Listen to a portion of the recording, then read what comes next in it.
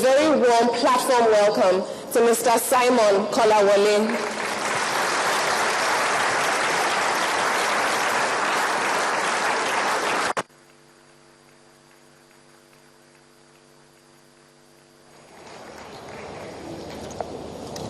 Thank you very much. I'm not finding it funny that I'm speaking at this time when everybody seems tired and hungry. But let me perform an experiment. Let us stand up. Let us stand up. If my experiment will work. There is this song we used to sing when we were kids. It says, my head, my shoulders, my knees and my toes. Let's sing this. Head, my shoulders, my knees. My head, my shoulders, my knees and my toes. They all belong to you. Thank you. You can sit down. So people are awake for the next few minutes. I feel very privileged to be able to stand in front of you there and be part of this great initiative by Pastor Peju. In this country, we have all kinds of citizens. There are those who specialize in complaining about Nigeria. You know, lamentations. This country is finished. Oh, this Nigeria. Why is Nigeria like this? That is their only contribution to the development of this country. At the same time, you have people who are going to slums, picking up children, putting them in school, paying their fees. People visiting widows, attending to the fatherless. So I am very glad that this kind of platform exists for us to discuss the affairs of this nation, to mobilize the conscience of Nigerians, to mobilize the conscience of leadership. And I pray that even if it is just 10% of us that will internalize these things, I know that it's going to make a positive impact on the country. By the special grace of God. Now, my topic is confronting political, ethnic, and economic challenges as one people with one goal. One people. If you look at this country, the tendency for us to be divided is always there, along ethnic lines, along geopolitical zones, along party lines. So that is why we are saying as one people, and what is the one goal to make this country great? Most of the speakers that spoke before me, they already took out some of the things I wanted to say. So it's not that I'm copying them, just we are listening alike. Now, why is Nigeria like this? Why is this country this way? We are always battling social conflicts, political instability, and above all, economic woes. If you ask 170 million Nigerians why Nigeria is like this, they have different answers. We all have different explanations. To be sure, it's not as if anybody is talking out of point. No matter the explanation you are giving, there's a value in it, there's a merit in it. And so we cannot dismiss anybody's point. You cannot dismiss anybody's viewpoints on why the country is like this. Now, I have heard people talk, and I just put out about 6 points that I generally made about why Nigeria is this way. There are those who say it's love with God, doing it and love with God. There's an interview in Vanguard today where one lady was saying, amalgamating northern Nigeria and southern Nigeria was the biggest mistake ever made. That we have nothing in common. We have no reason to be in the same country. We are strange bedfellows. So that was one explanation. Another explanation is, constitution, blame the constitution. The constitution is fraudulent. It was written by the military and they said, we the people. So the problem with Nigeria is the constitution. We need a new constitution. And yet, some will explain that it's the political structure of the country. That if you can have true federalism, if you can have state police, fiscal federalism, resource control, Boko Haram is talking about Sharia for everybody, that if we have that, if we restructure the country politically, there's going to be progress. Yet, we have heard people talk about the resource cost, which Pastor Yodali spoke about earlier on. Now, the idea of a resource cost is that any country where the major source of income is from a natural resource, they suffer from certain pathologies. That is where you see a lot of civil conflict. We are not likely to have democracy the way we know democracy to be.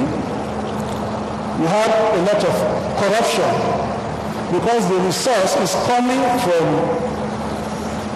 without our efforts. It's just there in the ground, and it doesn't allow us to be creative. We can find a lot of this in Nigeria, a lot of the pathologists in Nigeria, from Niger Delta to the Boko Haram insurgency and all that. Now those who say it's corruption, blame it on corruption, which has been well articulated by Mrs. Ezebesi. Now our problem is corruption. If we can just tackle corruption today, Nigeria will develop, Nigeria will be a better country. And the sixth one I want to emphasize also, people say is leadership. That if we have the right leadership, all these problems of Lord Lugard, bad constitution, political structure of the country, the resource costs will be taken care of. Now, so what is the solution? It's not just enough to say this is a problem. The person who wants to solve a problem is the one that is giving us solutions. The Yoruba will say when somebody dies, the people crying, they are just making a noise. The person who wants to really bury the person is not digging to the ground. Because for as long as we are crying, it has not solved any problem. Now, for those who say the problem is Lord Lugard, the answer is very simple: balkanization. Let's just break Nigeria. Let everybody go their separate ways. We have no reason to be together. These colonial masters just came and they just put us together. They forced us to be in the same country. We don't have any business to do with each other. We never had any business to do with one another. For those who say the problem is the constitution, they say let's hold a sovereign national conference.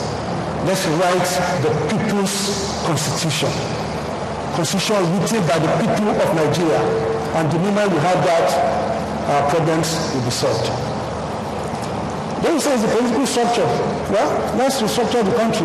Let's have fiscal federalism, meaning that true federalism, meaning that whatever a state makes, the state should be in charge of the money it makes. Then you can just pay some maintenance allowance to the also for them to run the administration there. Those who say the problem is resource cost say, look, let's diversify our economy. We cannot continue to depend on oil. We don't determine the price. We can be $100 today, it can be $50 tomorrow, it can be $10. Today I sold for $8 in my lifetime. Under a battery I was selling for $8. So we are not in charge. So why don't we diversify the economy? Why don't we look at agri? Why don't we look at industry? That's also a suggestion.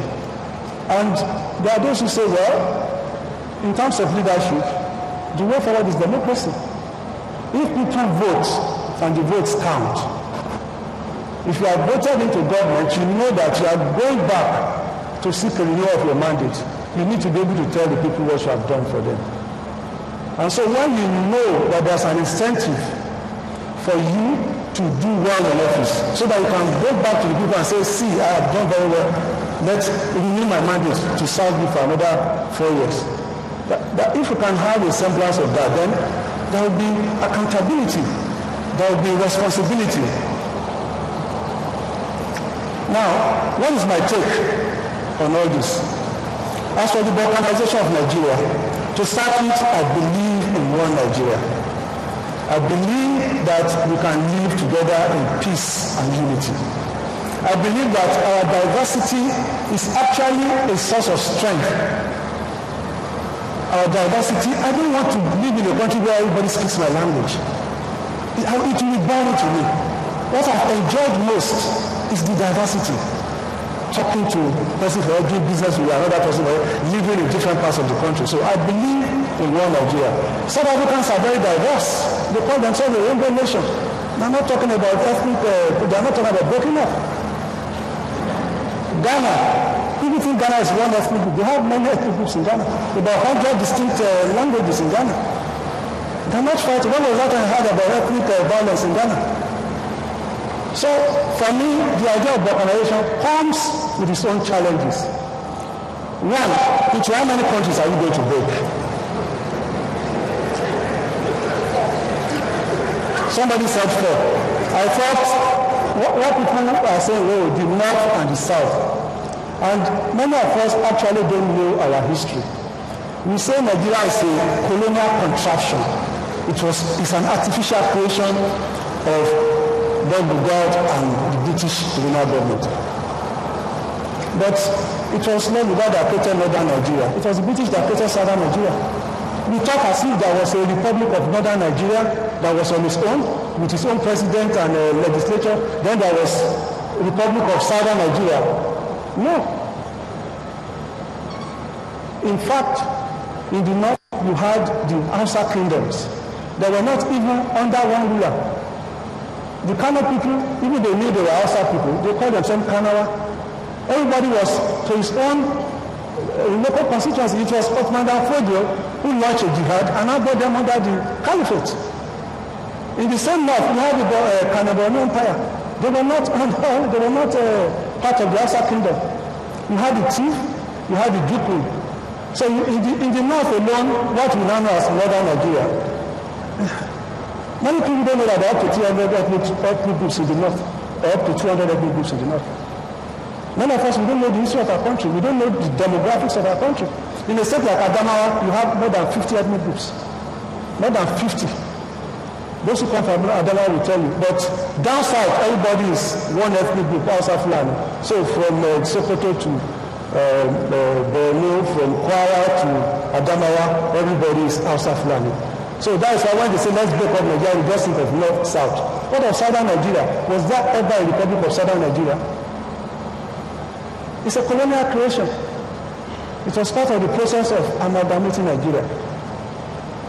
And I say every country in the world is an artificial creation. Every country. Study history. Every country was created artificially. So the notion that Nigeria is an artificial creation and therefore we should be apart is not something that I'm excited about. Like I said, in southern Nigeria, was there ever an Igbo kingdom that had a king overseeing all Igbo cities and villages? You had the Yoruba kingdom, the Oyo kingdom, but it was only together briefly before the Ekiti people broke away, before the Abeokuta people, before the Ibadan people broke away. In fact, when the colonial masters came, the Yorubas were still fighting their wars. There's a sense in which it can be argued that it was the colonial masters that put an end to the Yoruba wars. Today, we say, no, let's go our separate ways. You know, we have this utopian idea that if I can just have a republic of only Yoruba people, then suddenly everything will start working. All the roads will be tarred. All the hospitals will have drugs. All of a sudden. There's this fantasy, and that is why it hurts me, it pains me when I see young Nigerians repeating these fallacies that have been sold to us by those who are still carrying the mentality of 1914 around. We need new Nigerians, as Dr. Obi said. Some of us have inherited these prejudices, these biases, and we're not ready to question them. If we are going to break up, well, maybe we break up into two. I wish we could perform an experiment for 10 years. Let everybody go their separate ways, and let's compare this at the end of 10 years and see the change that will happen. As for the Sovereign National Conference Constitution, people say our Constitution was given to us by the military, and therefore we need another Constitution. But Nigeria is not developing because of the Constitution. I start by what Governor Babatunde Fashola of Lagos said recently, he said even with the worst constitution Nigeria can develop, it's about the will of those operating the constitution. The constitution is just a guide on how this country should be run. You'll be very shocked to discover that this constitution that we say is military constitution, you can just change it from 1999 to 1979. It is 99%.